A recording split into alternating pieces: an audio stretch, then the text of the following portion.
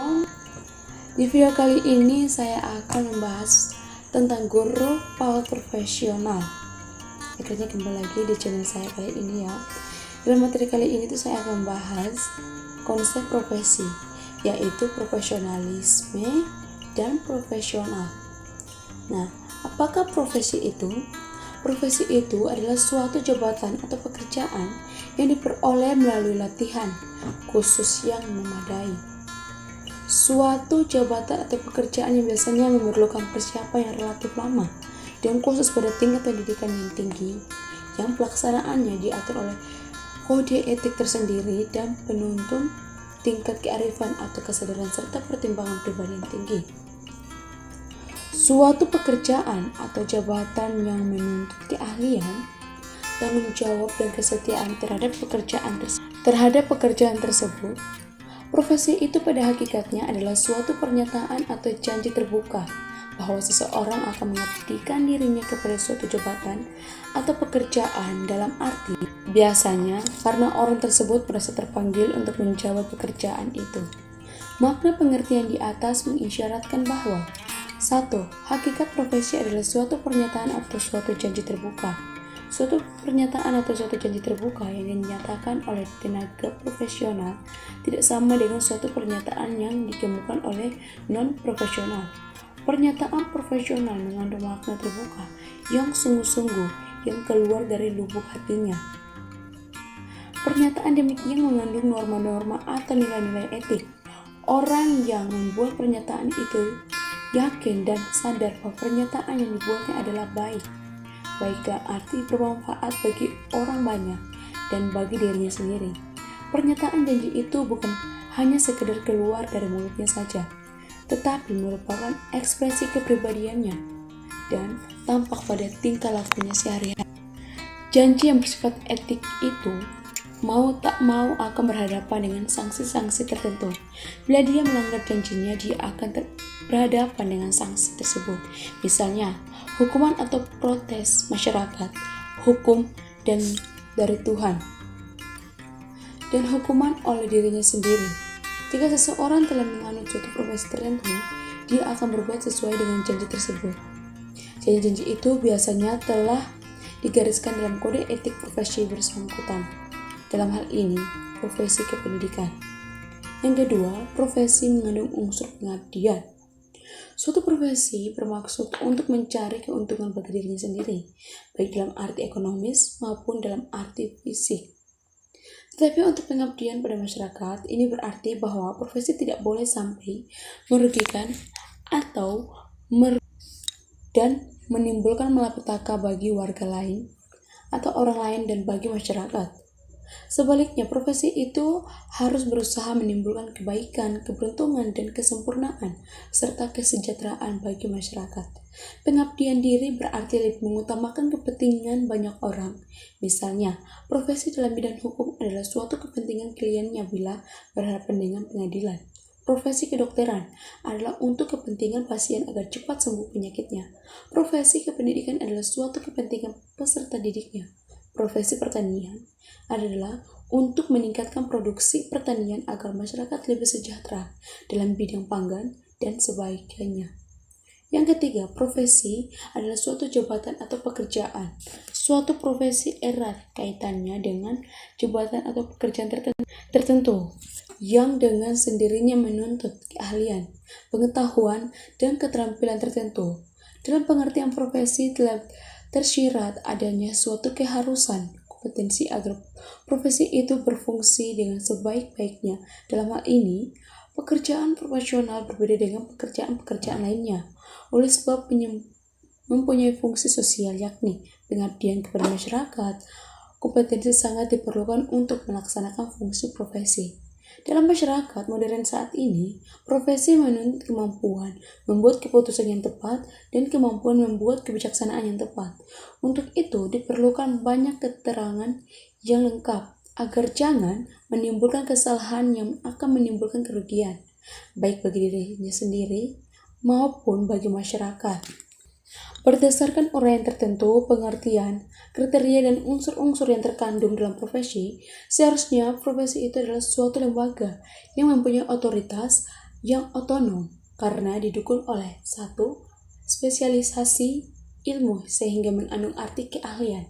Dua, kode etik yang realisasikan dalam melaksanakan profesi karena hakikatnya ialah pengabdian kepada masyarakat demi kesejahteraan masyarakat itu sendiri.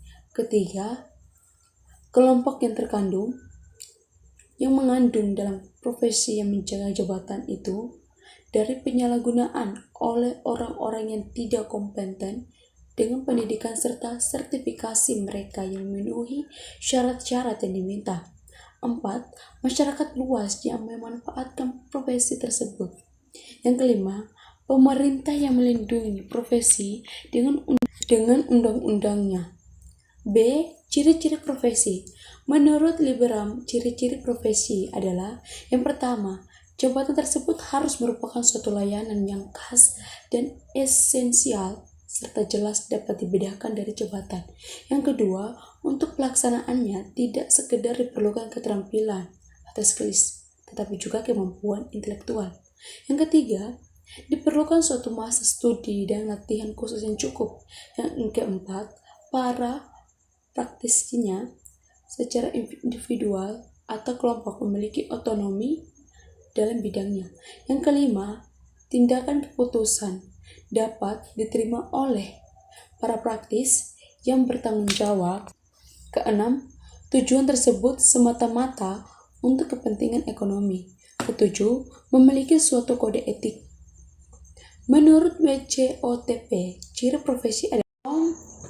Di video kali ini saya akan membahas tentang guru PAUD profesional. Akhirnya kembali lagi di channel saya kali ini ya. Dalam materi kali ini tuh saya akan membahas konsep profesi, yaitu profesionalisme dan profesional. Nah, apakah profesi itu? Profesi itu adalah suatu jabatan atau pekerjaan yang diperoleh melalui latihan khusus yang memadai. Suatu jabatan atau pekerjaan yang biasanya memerlukan persiapan yang relatif lama dan khusus pada tingkat pendidikan yang tinggi, yang pelaksanaannya diatur oleh kode etik tersendiri dan penuntun tingkat kearifan atau kesadaran serta pertimbangan pribadi yang tinggi. Suatu pekerjaan atau jabatan yang menuntut keahlian, tanggung jawab dan kesetiaan terhadap pekerjaan tersebut. Profesi itu pada hakikatnya adalah suatu pernyataan atau janji terbuka bahwa seseorang akan mengabdikan dirinya kepada suatu jabatan atau pekerjaan dalam arti biasanya karena orang tersebut merasa terpanggil untuk menjawab pekerjaan itu. Makna pengertian di atas mengisyaratkan bahwa 1. Hakikat profesi adalah suatu pernyataan atau suatu janji terbuka. Suatu pernyataan atau suatu janji terbuka yang dinyatakan oleh tenaga profesional tidak sama dengan suatu pernyataan yang dikemukakan oleh non-profesional. Pernyataan profesional mengandung makna terbuka yang sungguh-sungguh yang keluar dari lubuk hatinya. Pernyataan demikian mengandung norma-norma atau nilai-nilai etik. Orang yang membuat pernyataan itu yakin dan sadar bahwa pernyataan yang dibuatnya adalah baik dalam arti bermanfaat bagi orang banyak dan bagi dirinya sendiri. Pernyataan janji itu bukan hanya sekedar keluar dari mulutnya saja, tetapi merupakan ekspresi kepribadiannya dan tampak pada tingkah lakunya sehari-hari. Janji yang bersifat etik itu mau tak mau akan berhadapan dengan sanksi-sanksi tertentu. Bila dia melanggar janjinya, dia akan berhadapan dengan sanksi tersebut, misalnya hukuman atau protes masyarakat, hukum dan dari Tuhan, dan hukuman oleh dirinya sendiri. Jika seseorang telah menganut suatu profesi tertentu, dia akan berbuat sesuai dengan janji tersebut. Janji-janji itu biasanya telah digariskan dalam kode etik profesi bersangkutan. Dalam hal ini, profesi kependidikan. Yang kedua, profesi mengandung unsur pengabdian. Suatu profesi bermaksud untuk mencari keuntungan bagi dirinya sendiri, baik dalam arti ekonomis maupun dalam arti fisik. Tetapi untuk pengabdian pada masyarakat, ini berarti bahwa profesi tidak boleh sampai merugikan atau dan menimbulkan malapetaka bagi warga lain atau orang lain dan bagi masyarakat.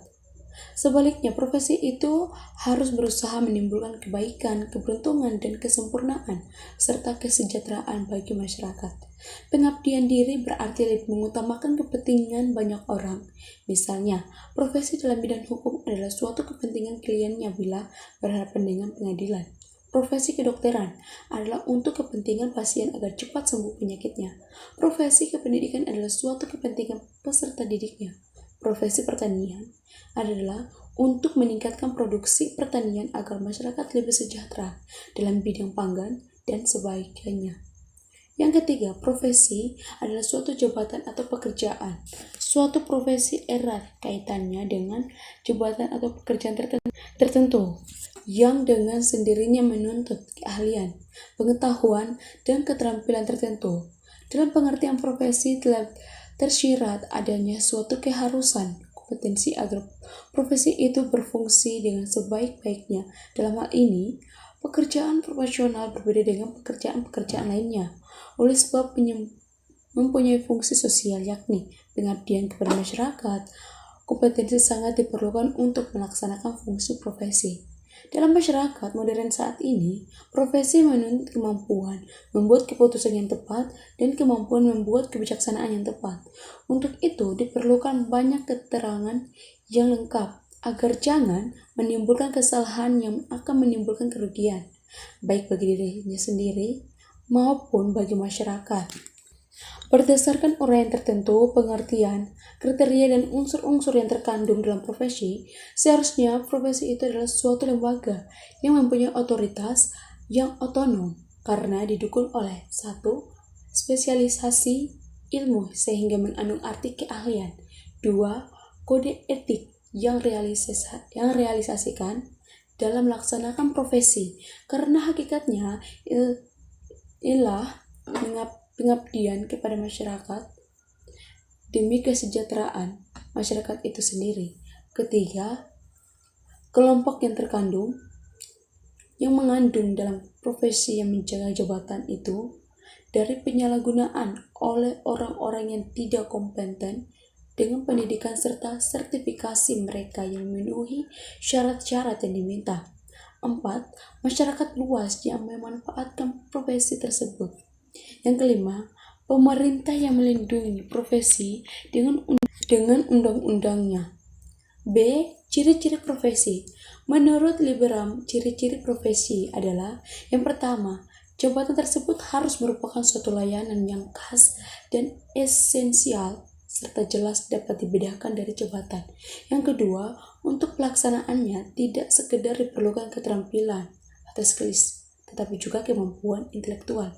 Yang ketiga, diperlukan suatu masa studi dan latihan khusus yang cukup. Yang keempat, para praktisinya secara individual atau kelompok memiliki otonomi dalam bidangnya. Yang kelima, tindakan keputusan dapat diterima oleh para praktis yang bertanggung jawab. Keenam, tujuan tersebut semata-mata untuk kepentingan ekonomi. Ketujuh, memiliki suatu kode etik. Menurut WCOTP, ciri profesi adalah lagi di channel saya kali ini ya. Dalam materi kali ini tuh saya akan bahas konsep profesi, yaitu profesionalisme dan profesional. Nah, apakah profesi itu? Profesi itu adalah suatu jabatan atau pekerjaan yang diperoleh melalui latihan khusus yang memadai. Suatu jabatan atau pekerjaan yang biasanya memerlukan persiapan yang relatif lama dan khusus pada tingkat pendidikan yang tinggi, yang pelaksanaannya diatur oleh kode etik tersendiri dan penuntun tingkat kearifan atau kesadaran serta pertimbangan pribadi yang tinggi. Suatu pekerjaan atau jabatan yang menuntut keahlian, tanggung jawab dan kesetiaan terhadap pekerjaan tersebut.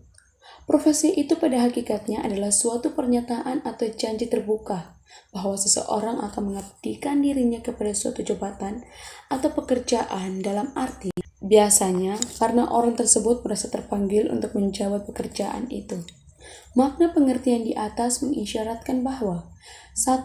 Hakikat profesi adalah suatu pernyataan atau suatu janji terbuka.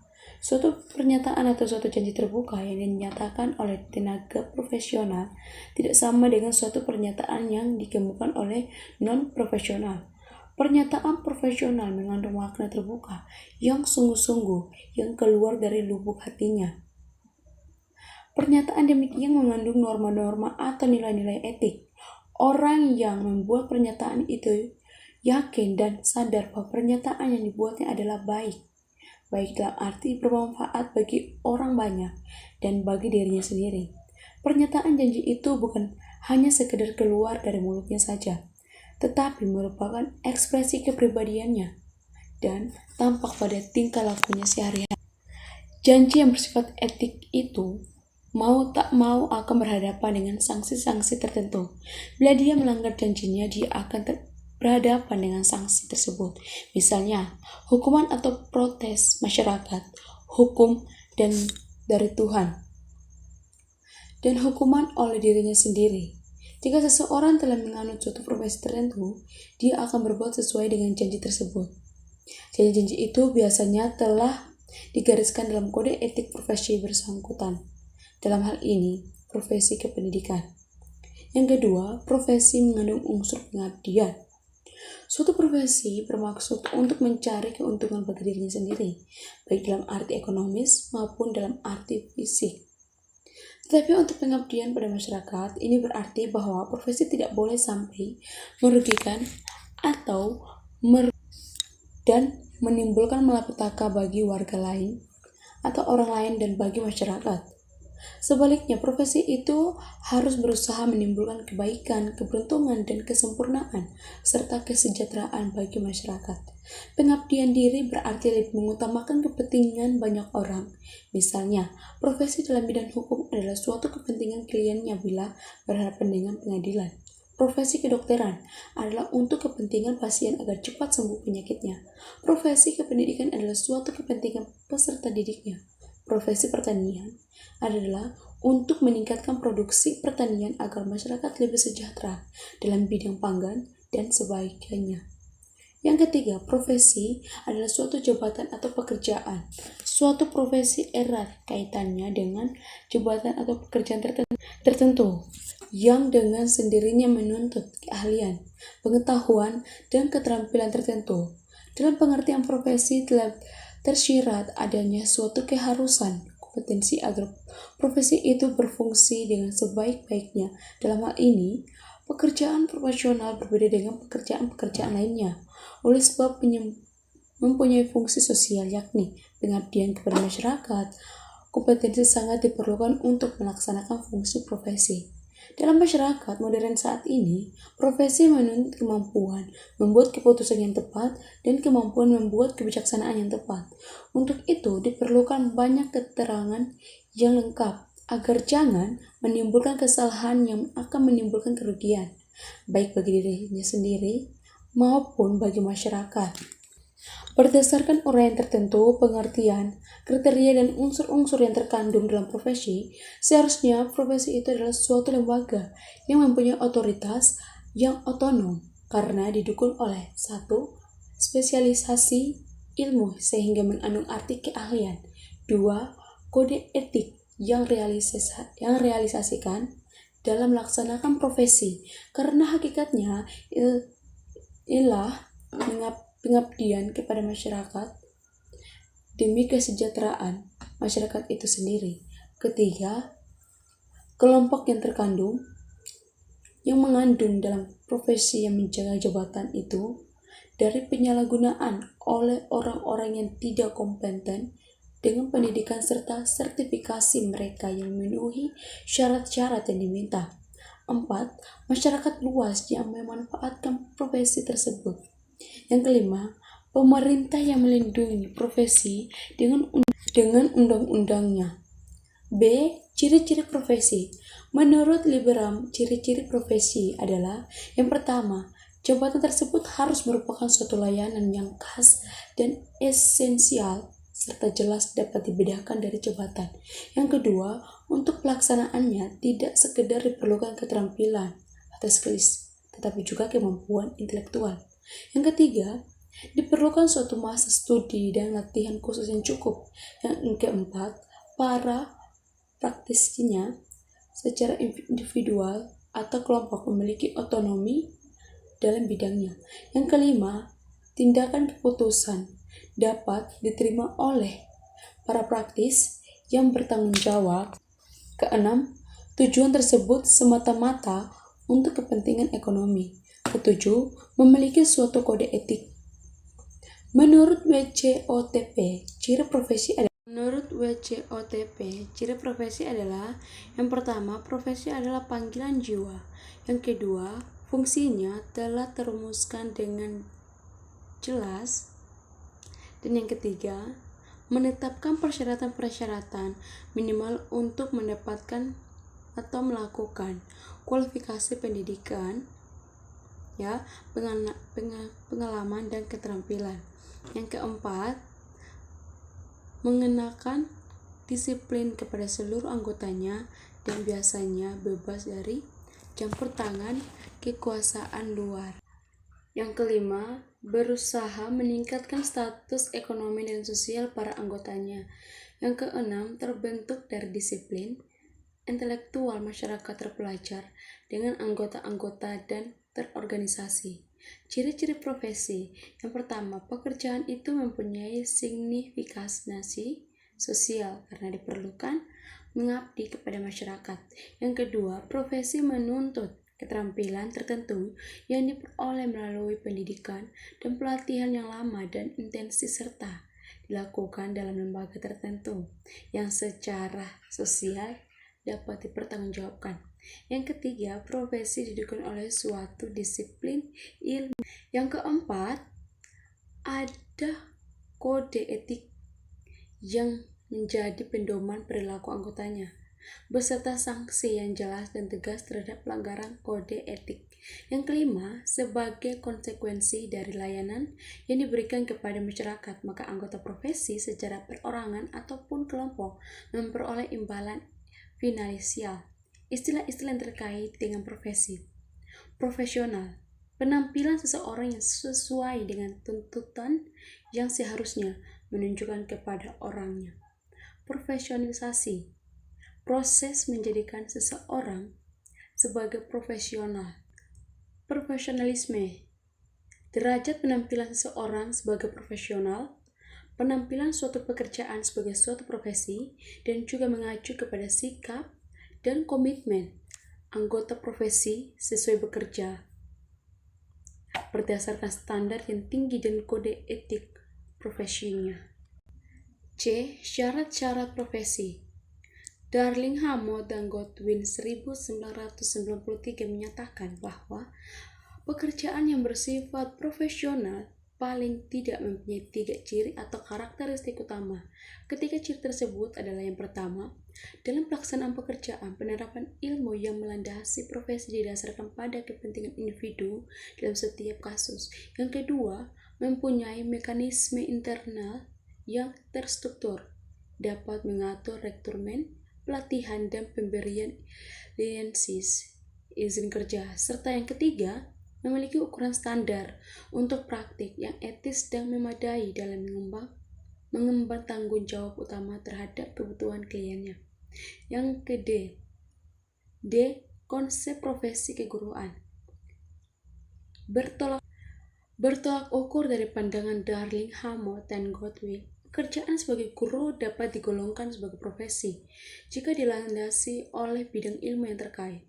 Dalam hal ini adalah ilmu mengajar atau ilmu keguruan, yaitu apa yang disebut sebagai the effective base of the art of teaching atau dasar ilmiah dari seni mengajar. Dalam kaitan ini barangkali Anda juga sudah sering mendengarnya. Mengajar dikatakan paduan antara ilmu dan seni. Ini tentu terkait dengan kasus yang beraneka ragam dan yang tidak mungkin ditangani secara seragam. Teknik tertentu mungkin efektif diterapkan, serta untuk peserta didik itu satu desa, tetapi kurang efektif jika keterampilan ini diterapkan pada peserta didik di kota. Karena itu sering dikatakan bahwa tidak ada resep dalam pendidikan. Artinya, guru harus kreatif dalam melayani melayani anak didik karena setiap anak mempunyai keunikan tersendiri. Disinilah letaknya seni mengajar yang sangat tergantung dari kemampuan dan kekayaan pengalaman mengajar seorang guru. Dengan demikian dapat dikatakan bahwa seni mengajar berkembang seiring dengan pengalaman mengajar guru yang memang mau belajar dari pengalamannya. Artinya, seni mengajar tersebut tidak didapati begitu saja, tapi harus dicari melalui pengalaman yang panjang dan didasari oleh keinginan untuk belajar. A. Syarat-syarat profesi keguruan.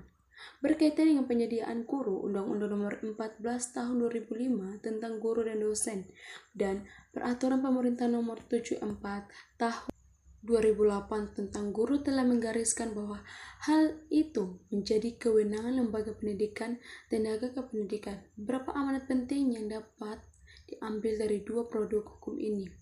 Yang pertama, calon peserta pendidikan profesi berkualifikasi S1 D5. Yang kedua, sertifikat pendidik bagi guru diperoleh melalui program pendidikan profesi yang diselenggarakan oleh perguruan tinggi yang memiliki program pengadaan tenaga kependidikan yang terakreditasi, baik yang diselenggarakan oleh pemerintah maupun masyarakat dan ditetapkan oleh pemerintah. Yang ketiga, sertifikasi pendidik bagi calon guru harus dilakukan secara objektif, transparan, dan akuntabel. Yang keempat, jumlah peserta didik program pendidikan profesi setiap tahun ditetapkan oleh Menteri. Yang kelima, program pendidikan profesi diakhiri dengan uji kompetensi pendidik. Yang keenam, uji kompetensi pendidik dilakukan melalui ujian tertulis dan ujian kinerja sesuai dengan standar kompetensi. Yang ketujuh, ujian tertulis dilaksanakan secara komprehensif yang mencakup pengusahaan. Yang pertama, wawasan dan landasan pendidikan, pemahaman terhadap peserta didik, pengembangan kurikulum atau silabus, perancangan pembelajaran dan evaluasi hasil belajar. Yang kedua, materi pembelajaran secara luas dan mendalam sesuai dengan standar isi mata pelajaran, kelompok mata pelajaran dan atau program yang diampuninya. Yang ketiga, konsep-konsep disiplin keilmuan, teknologi atau seni yang secara konseptual menaungi materi pelajaran, kelompok mata pelajaran dan atau program yang diampuninya. 8. Ujian kinerja dilandaskan secara holistik dalam bentuk ujian praktik pembelajaran yang mencerminkan penguasaan kompetensi pedagogik, kepribadian, profesional, dan sosial pada satuan pendidikan yang relevan. Jabatan guru sebagai profesi.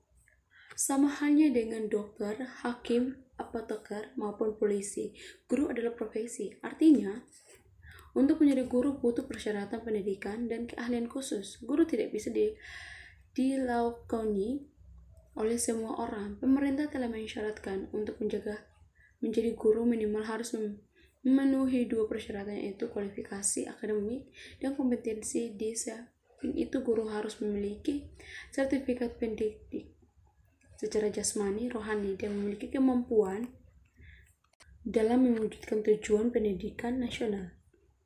Tidak seperti guru SD, SLTP, SMA, sederajat atau dosen yang sudah sejak lama diatur pemerintah. Syarat jabatan guru PAUD harus memenuhi persyaratan berkependidikan S1. Pendidikan guru PAUD baru diatur beberapa tahun terakhir. Wajar jika sekarang banyak sekali kelulusan pendidikan non-PAUD yang menjadi guru PAUD. Dewasa ini pemerintah sedang melakukan pendataan agar seluruh guru PAUD berpendidikan S1, PG PAUD sama seperti guru SD yang wajib berpendidikan PG SD. Profesi guru harus diakui mendapat perlakuan serta kesejahteraan yang sama dengan guru jenjang pendidikan lainnya. Mengapa? Semua orang serta merta bisa menjadi guru PAUD. Bahkan tidak semua guru bisa menjadi guru bagi anak usia dini. Guru SD, SLTP, SMA, bahkan dosen sekalipun tidak bisa secara profesional menjadi guru anak usia dini. Mendidik anak usia dini membutuhkan pengetahuan, kemampuan, skill, pengalaman praktik yang cukup, bakat hingga kepribadian yang menonjol. Tak heran jika beberapa negara maju memberikan penghormatan tinggi terhadap guru PAUD, mengingat tugasnya yang lebih berat daripada guru pada jenjang lainnya. Mengapa? Pertama, anak usia dini, usia 0-6 tahun adalah manusia yang baru tumbuh dan berkembang, belum memiliki pengalaman, tidak mengerti, dan rentang bahaya, sehingga memerlukan perhatian bimbingan, bantuan total. Keselamatan hidup anak sangat tergantung daripada orang lain. Kedua, usia dini adalah masa emas, masa penting untuk meletakkan dasar-dasar kehidupan yang akan mempengaruhi keberhasilan anak di masa mendatang. Kegagalan pendidikan di masa emas akan berbahaya bagi masa depan anak, dan berarti juga berbahaya bagi masa depan bangsa ini. Kedua hal tersebut membutuhkan sosok guru yang benar-benar serius. Selain memahami perkembangan anak, juga harus memahami cara agar perkembangannya optimal, sehingga anak dapat menyongsong masa depan. Guru PAUD adalah sosok luar biasa. Ia harus bisa mendidik, mengasuh, membimbing. Tugas guru PAUD sama beratnya dengan tugas seorang ibu. Bahkan ia berperan ganda, yaitu menjadi ibu dalam situasi tertentu dan menjadi guru pada situasi lain.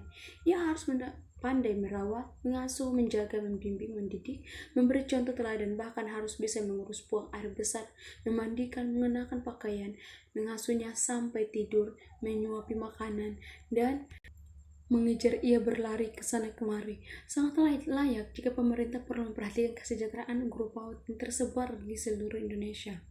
F.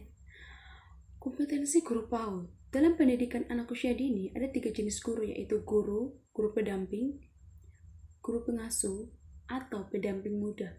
Ketiganya mengadopsi klasifikasi pada guru PAUD luar negeri, yaitu teacher, assistant teacher, and caregiver. 4 kompetensi guru PAUD: kompetensi pedagogi, kepribadian, sosial, dan profesional.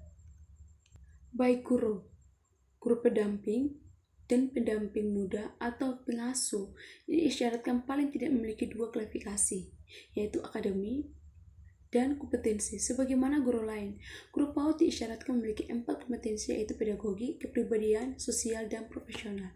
Kompetensi pedagogi berkaitan dengan ilmu dan keterampilan mendidik, termasuk kemampuan ASESM, merencanakan, melaksanakan proses, dan melakukan evaluasi pembelajaran. Kompetensi kepribadian berkaitan dengan kepribadian perilaku, etika, sosok guru sesuai dengan karakteristik perkembangan anak usia dini, seperti memiliki sikap sabar, penyayang, lembut, ramah, bersih, ceria, jujur, bertanggung jawab, taat, beragama, berbudi pekerti, baik.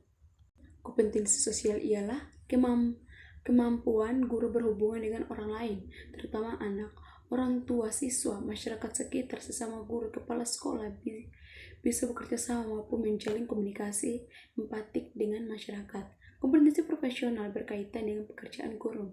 Dalam hal ini, anak usia dini dengan sengaja, dengan segala kekhususannya, seperti kemampuan memahami tugas-tugas perkembangan anak, kognitif, bahasa, fisik atau motorik, sosial, dan emosi, standar tingkat pencapaian perkembangan cara belajar sampai bermain, kemampuan mengasuh dan membimbing anak. G. Guru PAUD ideal. Siapakah guru PAUD ideal? Guru PAUD ideal tidak hanya lulus persyaratan akademik dan kompetensi, dan tetapi juga dari itu ia memiliki jiwa pendidik dan pengasuh sejati. Sikap perilaku dan kepribadiannya bisa menjadi contoh. Kehadirannya dinantikan semua anak. Anak bahagia, nyaman, dan aman berada di dekatnya. Ketika ia bicara, semua anak merasa tenang, tertegun, seakan-akan tenangnya merangkul semua anak dalam pelukannya. Syarat utama guru ideal adalah menyukai anak-anak gembira. Anak lari ke sana kemari, suka menyambut dunia anak-anak, dekat dengan anak-anak, menyayangi sepenuh hati, menyukai dunia anak-anak. Bagi guru PAUD, konsekuensinya besar. Ia harus totalitas menjadi pendidik dan pengasuh, berkomitmen untuk berpenampilan menarik, berperilaku secara guru yang digugu dan ditiru. Ia juga harus rela tidak berpakaian sembarangan seperti artis, tidak berhias mencolok, bahkan tidak berkuku panjang, sebab kuku panjang bisa melukai saat menangkap anak terjatuh. Guru ideal dicintai muridnya, disayangi orang tua, kata-katanya digugu anak-anak dan dipatuhi orang tua. H. Faktor bakat dan pengalaman praktik. Kompetensi guru PAUD tersebut tidak bisa datang sendirinya, tetapi memerlukan proses panjang.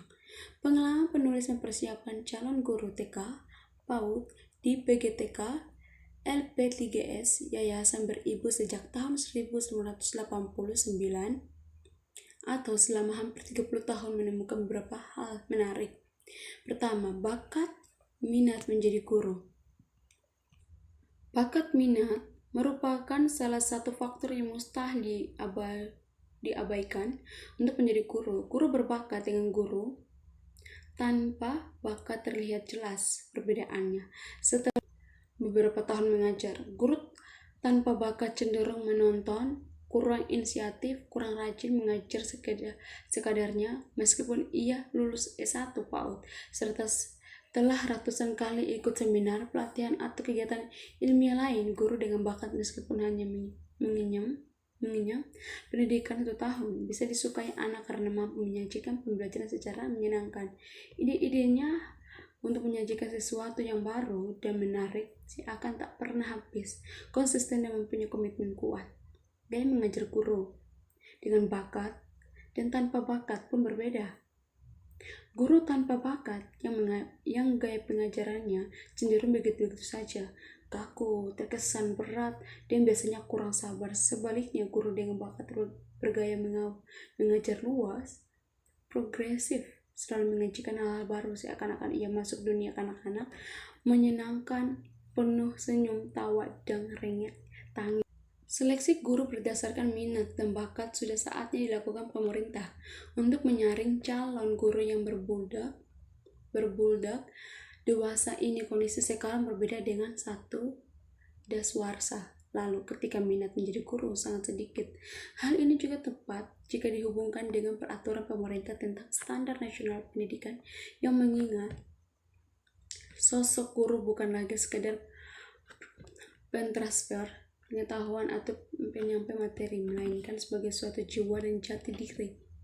Contoh, PGTK Yayasan Beribu dari tahun ke tahun melakukan seleksi ketat untuk menyaring calon guru menempuh berpendidikan 1 tahun pada tahun 1990. Mereka pernah hanya menerima 40 calon guru dari 300 pendaftar. Tes dilakukan langsung oleh para psikolog untuk menentukan motivasi, bakat, minat menjadi guru. Hasilnya, lulusan PGTK Yayasan Beribu terbukti unggul dan diminati banyak lembaga PAUD. 1. Pengeresan peran guru. Setiap guru penting menyadari bahwa sejak memasuki era milenium ketiga terjadi pergeseran paradigma pendidikan. Kemajuan ilmu pengetahuan dan teknologi melahirkan era globalisasi yang berdampak terhadap perubahan tuntutan kehidupan masyarakat, baik ekonomi, sosial, politik, termasuk pendidikan. Pergeseran utama dalam pendidikan terletak pada peran guru, yaitu pola relasi guru dengan lingkungan, terutama terhadap siswa, sama guru, orang tua atau masyarakat, sekolah, teknologi, dan karir. Pergeseran peran guru. 1. Hubungan guru dan siswa.